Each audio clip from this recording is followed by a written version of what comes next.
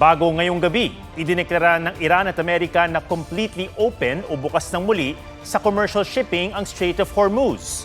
Ang hakbang ay bunsod ng pagtatakda ng 10 araw na ceasefire ng Israel at Lebanon na nagsimula bilang tugon sa matinding labanan sa rehiyon.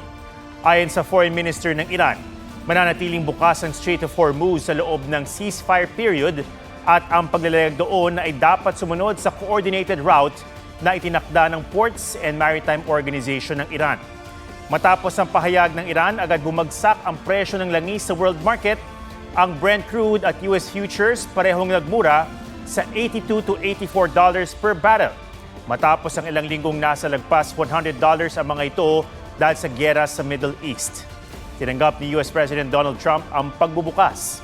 Nagpasalamat siya at nagpahiwatig ng posibilidad ng mas malawak na negosasyon. Pero anya, mananatili ang blockade ng Amerika sa mga pantala ng Iran. Bago nito, sinabi ni Trump na posibleng mag-usap ang Amerika at Iran ngayong weekend. Ani Trump, maaari siyang magtungo sa Pakistan kung doon mapipirmahan ang kasunduan upang tapusin ang digmaan sa Iran.